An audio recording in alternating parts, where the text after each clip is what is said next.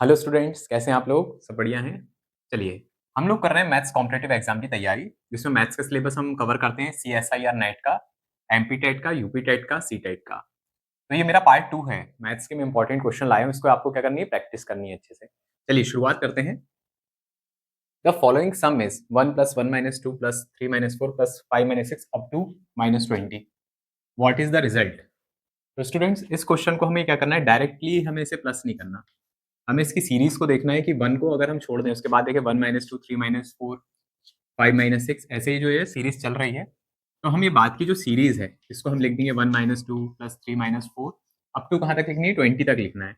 हम इसको लिख देते हैं 3 - 4 + 5 - 6 + 7 - 8 + 9 - 10 + 11 - 12 + 13 - 14 + 15 - 16 + 17 - 18 देन 19 - 20। तो स्टूडेंट्स, ये हमको सीरीज ऑलरेडी दी गई थी। आप देखें यहाँ पे 1 के बाद 1 - 2, 3 - 4, 4 के बाद क्या आएगा, 5 - 6, देन 7 - 8। तो ये हमने लिख दी। अगर आप यहाँ पे ध्यान से देखें 1 के बाद, तो 1 - 2 क्या होगा, -1 होगा, प्लस 3 - 4 क्या होगा, -1 होगा, प्लस 5 - 6 -1, प्लस 7 - 8 -1। तो ये कितने हो जाएंगे, आप डायरेक्टली इसको काउंट कर लें, 1 2 3 4 5 6 7 8 9 then 10। Plus -1 plus -1 plus -1 plus -1 plus -1, 1 2 3 4 5 6 7 8 9 and this is 10। तो स्टूडेंट्स, ये कितने हो गए, ये हो गए -10। तो students, plus minus -10 and answer is -9। This is our required answers of this question. तो हमारा कौन सा आंसर सही रहेगा, D answer is our correct. चलिए स्टूडेंट्स, आप इसको नोट करिए और इसका कॉन्सेप्ट देखिए कैसे क्वेश्चन आते हैं। चलिए अब नेक्स्ट क्वेश्चन सॉल्व करते हैं।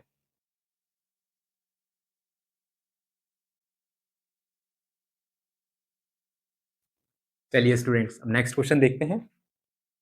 How many digits are there in 2 to the power 17 into 3 to the power² into 5 to the power 14 into 7। अब स्टूडेंट्स, इसको तो हम डायरेक्टली सॉल्व करेंगे नहीं, 2 to the power 17, 5 to the power 14। तो जब भी आपको ऐसे क्वेश्चंस आए, आपको क्या करना है, सबसे पहले आपको देखना है ये पेयर क्या बनेंगे। 2 और 5 के जो पेयर होते हैं, उनकी पावर्स कंबाइंड होकर 10 में आ जाती है। तो सबसे पहले इन दोनों को लिख देंगे, तो 3² जो बचा है इंटू 7, इसको अलग लिख देते हैं। तो आप ध्यान से देखिए, 2 to the power 17 into 5 to the power 14। इसको चाहे तो सॉल्व कर लें, 9 इंटू 7। अब यहाँ देखें स्टूडेंट्स, ये 17 है और ये पावर कितनी है, 14 है। अब इसमें से कितनी पावर कम कर दें हम 2 की, जो 14 हो जाए। तो हम इसकी 3 पावर्स कम कर देते हैं। तो क्या हो जाएगा, 2 to the power 14 into 5 to the power 14। तो आप देखें स्टूडेंट, जब पावर सेम होती है तो क्या होता है, ये आपस में जो बेस होते हैं वो क्या होता है, मल्टीप्लाई होकर कॉमन हो जाते हैं। तो 9 into 7 into 2 to the power 3 तो हम इजिली सॉल्व कर सकते हैं, 8 है। अब यहाँ पे देखें, यहाँ पे अगर पावर सेम है तो बेस मल्टीप्लाई हो जाते हैं, 10 to the power 14 हो जाएगा। तो ये सबसे इजी मेथड है, इसमें हमें काउंट करना है कितने डिजिट्स आएंगे मल्टीप्लाई होने के बाद। तो अब आप इसको सिंपल टर्म से इसको मल्टीप्लाई कर सकते हैं। 9 7 63, 63 इंटू 8, 8 3 24, 8 6 48, 50, 504। क्या आ गया, 504 इंटू 10 to the power 14। तो स्टूडेंट, 10 to the power 14 मतलब क्या होता है, यहाँ पे 14 जीरो है और इसके बाद कितने यहाँ पे डिजिट्स हो गए, 14 प्लस 15 16 17, जो कि 504 इंटू 10 to the power 14 है। हमारा आंसर निकल के आएगा students 17 digits. How many digits are there in this multiplication, 17 digit. तो देखा आपने स्टूडेंट, थोड़ा सा स्मार्ट वर्क करके हम इसको एक विद इन 1 मिनट के अंदर हम इसको सॉल्व कर सकते हैं। तो चलिए आप इसको नोट डाउन करिए, फिर हम नेक्स्ट कॉन्सेप्चुअल क्वेश्चन देखते हैं।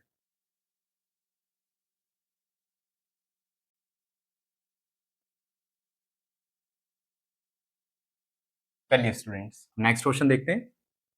स्टूडेंट्स, ये जो क्वेश्चन है अपने में, हर एक क्वेश्चन एक कॉन्सेप्चुअल है, तो आपको उसको ध्यान से देखना है। कॉम्पिटिटिव में अक्सर ऐसे आपको 10 प्रश्न मिल जाएंगे पेपर में, 10 या 20 प्रश्न मिल सकते हैं। तो आपको क्या करना है, इसकी अच्छे से प्रैक्टिस करें ताकि आप फेस कर पाएं। Binomial theorem in algebra gives 1 + x to the power n is equal to a0 + a1x plus a2 x की power square plus up to an x to the power n। तो ये इसको क्या कहते हैं, इसको हम बायनोमियल थ्योरम कहते हैं। जो क्या बताती है 1 plus x to the power n का एक्सपेंशन बताती है। तो स्टूडेंट जब ये एक्सपेंशन आता है, बोला गया where a naught a one up to a n are constant, ये कॉन्स्टेंट होते हैं a one a two depending on n, और ये एन पे डिपेंड करते हैं। What is the sum of a naught a one a two plus plus plus up to a two the power n. इसका हमको क्या बताना है स्टूडेंट्स, इसका सम बताना है, ये कितना होगा, ये सम है। तो स्टूडेंट सबसे पहले हम लिखते हैं इसकी बाइनोमियल थ्योरम क्या है, 1 plus x to the power n is equal to a naught plus a one x plus a two the power x to the power two plus up to a n x to the power n, यहाँ पे and है। तो students हमको क्या करना है ऐसे questions में, जब हमको पूछा गया इसका एक्सपेंशन में a naught plus a one plus a two plus up to the a n, तो ये कब मिलेगा, जब हम एक्स की जगह क्या पुट करेंगे, 1 पुट कर देंगे। तो एलएचएस और आरएचएस में एक्स की जगह क्या पुट करना है हमको, we have to put x to the x is equal to 1, तो 1 plus 1 n plus a naught plus a one, ये क्या हो जाएगा 1 हो जाएगा, प्लस ए टू एक्स की जगह क्या हो जाएगा 1 का स्क्वायर प्लस ए एन, और यहाँ पे एक्स की जगह 1 टू दी पावर एन। तो स्टूडेंट्स आप देख सकते हैं ये हमको क्या मिल गया 2 to the power n. So our answer is 2 to the power n, और ये क्या हो जाएगा a naught plus a one plus a two plus a three plus up to the a n. तो ये आ गया हमारा आंसर। तो स्टूडेंट्स विद इन ये आप कितनी सेकंड में सॉल्व कर सकते हो, अगर आपको थोड़ा सा भी कॉन्सेप्ट पता है तो आप इसको 20 से 25 सेकंड में सॉल्व करके आंसर को रख सकते हैं। चलिए अब नेक्स्ट क्वेश्चन देखते हैं।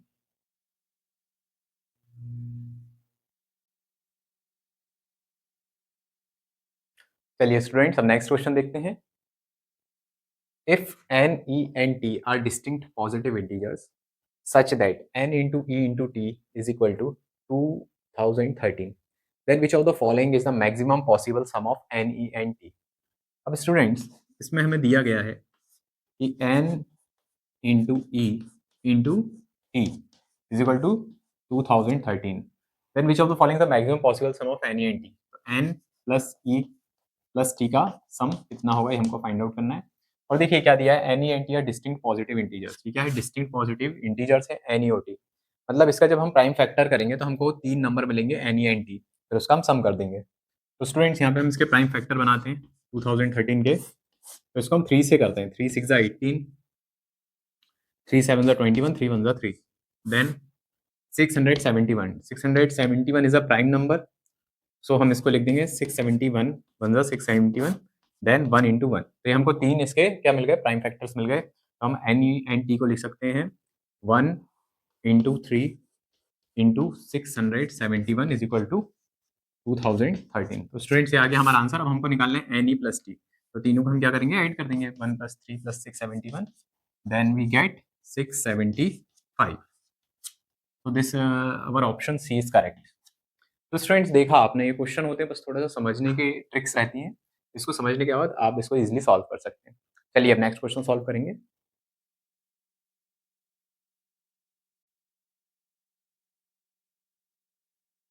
चलिए स्टूडेंट्स अब नेक्स्ट क्वेश्चन देखते हैं। The sum of first 10 natural numbers with one of them missed is 42, what is the number that was missed. अब स्टूडेंट जब अचानक ऐसे क्वेश्चन पेपर में जाते हैं तो हम क्या होते हैं, कंफ्यूज हो जाते हैं। तो उसमें कंफ्यूज अगर हमें पहले से पता रहेगा थोड़ा सा कॉन्सेप्ट, तो हम इसको इजीली सॉल्व कर पाएंगे और इसे फेस कर पाएंगे। तो चलिए देखते हैं अब। The sum of first 10 natural numbers, जो sum of first 10 natural numbers है होता है उसका हमें फॉर्मूला पता है, सम ऑफ नेचुरल नंबर्स, ये सबको पता है। क्या होता है ये होता है n प्लस 1 अपॉन 2। अब स्टूडेंट बोला गया है कि the sum of first 10 natural numbers with one of them is missed is 42। तो बोल रहे हैं उसमें से एक नंबर मिस हो चुका है। क्या हो चुका है, मिस हो चुका है। तो वो जो नंबर मिस होने के बाद जो सम आ रहा है 42 आ रहा है। तो what is the number that was missed, तो ऐसा कौन सा नंबर है जो मिस्ड हो जाएगा। तो हम उस नंबर को एक ट्रायल एंड एरर मेथड से हम इसको सॉल्व कर सकते हैं। तो आप देखें कि ऐसा कोई सम करें जो 42 से ज़्यादा हो। तो मैं यहाँ पे अगर 8 लेता हूँ n की जगह, n इज इक्वल टू 8, तो आप देखें 8 प्लस 1 अपॉन 2, ये कितना हो जाएगा, 9 8 72, 72 अपॉन 2 हो जाएगा, 2 3 6, 2 6 12। तो ये तो छोटा आ गया, हमको 42 से ज़्यादा चाहिए। अब हम 9 पुट करते हैं, 9 n की जगह 9 पुट करेंगे, 9 प्लस 1 अपॉन 2, तो ये क्या आ जाएगा 10 अपॉन 2, 9 इंटू 10 ऑन टू 2 5 10 और ये आ गया 45। तो स्टूडेंट्स ये जो सीरीज में नेचुरल नंबर की सीरीज में इसकी एक सीरीज चल रही थी, इसमें एक नंबर मिस्ड हो गया था, तो वो जो था वो क्या नंबर होगा, और आया कितना था, सम 42 आया था वो मिस्ड नंबर के बाद, लेकिन आना चाहिए था कितना 45। तो वो मिस्ड नंबर क्या हो जाएगा, x is equal to 45 minus 42 and that number is 3। तो स्टूडेंट ये थोड़ा सा कॉन्सेप्चुअल है कि एक सीरीज चल रही थी नेचुरल नंबर्स की जिसमें एक नंबर मिस्ड हो जाता है और सम आ जाता है 42 हो जाता है उसके बाद। तो हमको पता करना है कि वो सम में वो मिस्ड नंबर क्या होगा, तो हम यहाँ पे फॉर्मूले में 8 पुट करते हैं तो कम आता है, 9 पुट करते हैं तो ज़्यादा आ जाता है 42 के जस्ट बाद 45। तो हम समझ जाते हैं कि 45 को 42 से हम माइनस करेंगे तो वो नंबर आएगा 3। So the missing number is 3 and that is our answer. तो स्टूडेंट देखा आपने क्वेश्चन में थोड़ा सा कॉन्सेप्ट लगा के हम इसको इजीली सॉल्व कर सकते हैं विद इन 20 सेकेंड्स।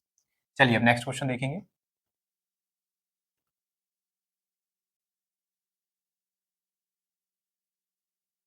चलिए स्टूडेंट्स अब नेक्स्ट क्वेश्चन देखेंगे। स्टूडेंट्स देखिए ऐसे क्वेश्चन अक्सर आपको एग्जामों में मिल जाएंगे। We define a function F N, sum of digits of N expressed as decimal number. अब इसको क्या करना है, एक्सपेंशन करना है हमको, कितने डेसिमल नंबर आएंगे इसमें। तो यहाँ पे एक एग्जांपल दिया है, function 137 is equal to 1 plus 3 plus 7 is equal to 11। तो यहाँ पे कितना आ गया, इसका जो सम आया, ये जो फंक्शन था, ये जो नंबर था, इनके डिजिट का प्लस करके 11 आया। तो इवेल्युएट, ये हमको एक फंक्शन दिया है, इसको हमको सॉल्व करना है। तो देखिए यहाँ पे f2 to the power 7, 3 to the power 5, then 5 to the power 6। जब भी ऐसा कोई फंक्शन आ जाए तो आपको क्या करना है स्टूडेंट्स, इसको आपको 2 और 5 को साथ मिलाना है। तो देखिए 3 को हम अलग लिख देते हैं, 3 into 2 to the power 7 into 5 to the power 6। तो स्टूडेंट्स 3 इंटू 2 पावर 5 इंटू, अब यहाँ पे क्या हम एक ले ले 2, तो 2 की पावर क्या हो जाएगी 6 हो जाएगी, 5 की पावर भी 6 हो जाएगी। तो 2 को हमने बाहर ले लिया इंटू 5 टू द पावर 6। जब भी पावरें सेम होती है तो बेस क्या हो जाते हैं, मल्टीप्लाई हो जाता है और पावर कॉमन हो जाती है। 3 टू द पावर 5 कितना होगा, 3 3 9, 3 27, 3 81, 81 इंटू 3 243 आ जाएगा इंटू 2 इंटू, अब यहाँ पे देखें 2 5 10 एंड 10 टू द पावर 6, तो ये हो जाएगा 243 into 2 into 10 to the power 6। अब स्टूडेंट्स 2 का मल्टीप्लीकेशन इसमें करेंगे तो 2 3 6, 2 4 8, 2 2 4 इंटू 6 0 1 2 3 4 5 6। अब स्टूडेंट्स ये तो हमको मिल गया इसका सिंप्लीफिकेशन। अब हमें क्या करना था कि जब आप इसको लिख दें ऐसे सिंपलर फॉर्म में, तो इसके डिजिट का प्लस कर दीजिए। 4 प्लस 8 प्लस 6 प्लस 0 0 होंगे, तो कितना हो जाएगा, ये निकल के आ जाएगा 8 4 12, 12 plus 6 18। So this is our answer. तो आपको क्या करना था, इसको सिंप्लीफाई में करना था, इसको सॉल्व करना था और इसके डिजिट्स का सम कर देना था। तो आंसर कितना आ जाएगा, 18 आ जाएगा। तो स्टूडेंट्स इस टाइप के क्वेश्चन अक्सर एग्जाम में पूछे जाते हैं। चलिए नेक्स्ट क्वेश्चन सॉल्व करते हैं।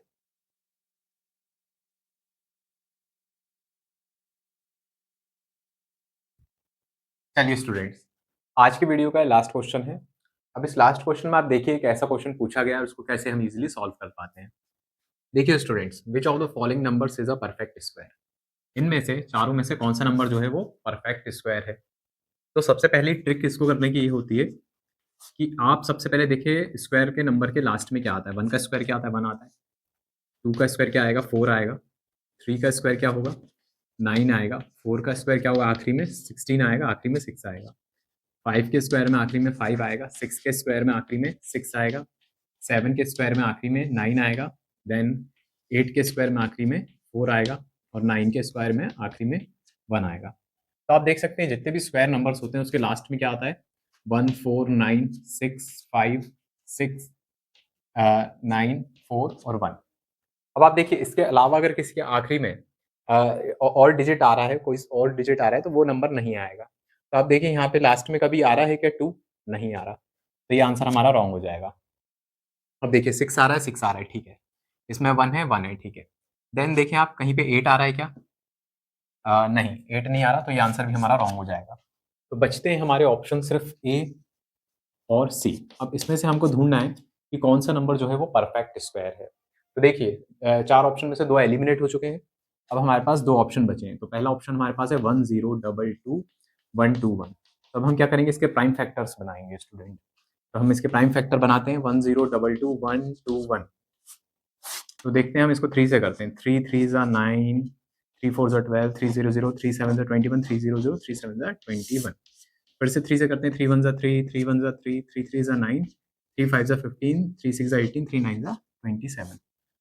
अब स्टूडेंट्स ये जो नंबर है 113569, ये जो नंबर है, ये नंबर जो आता है वो आता है 33, अगर 337 का मल्टीप्लिकेशन 337 में करें, 7 7 जा 49, 7 3 जा 21, 25, 7 3 जा 21, 22, 23, 3 7 जा 21, 3 3 जा 9, 10, 11, 3 3 जा 9, 10, देन 3 7 जा 21, 3 3 जा 9, 10, 11, 3 3 जा 9, 10। तो आप देखिए क्या आया, निकल के आया 9 6 5 3 1 1 1 1 3 5 6 9। हमने देखा स्टूडेंट्स ये 337 जो होता है ये प्राइम नंबर है, इसलिए इसको हम फर्दर सॉल्व नहीं कर पाएंगे, तो 337 का ये क्या हो जाएगा। तो आप देखा जब हमने इसको सॉल्व करा तो देखिए आप इसके प्राइम फैक्टर्स क्या है, 3 का स्क्वायर इंटू 337 का स्क्वायर। तो स्टूडेंट्स ये हमको एक मिला, एक नंबर जिसकी पावर जो है वो इवन है। यहाँ पे भी कॉन्सेप्ट है कि जब भी कोई परफेक्ट स्क्वायर नंबर रहता है तो उसकी पावर जो आती है वो इवन में आनी चाहिए, अगर ऑड में आती है तो परफेक्ट स्क्वायर नंबर वो नहीं है। तो चलिए इसको रब करके हम नेक्स्ट वाले को सॉल्व करते हैं।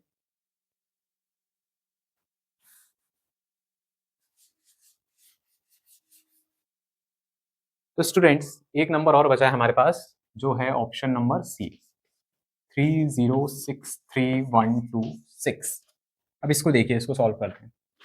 3063 126, इसके आखिरी में डिजिट क्या है, 6 है, इवन है तो 2 से डिवाइड करते हैं, 2 1 2, 2 5 10, 2 3 6, 2 1 2, 2 5 10, 2 6 12, 2 3 6।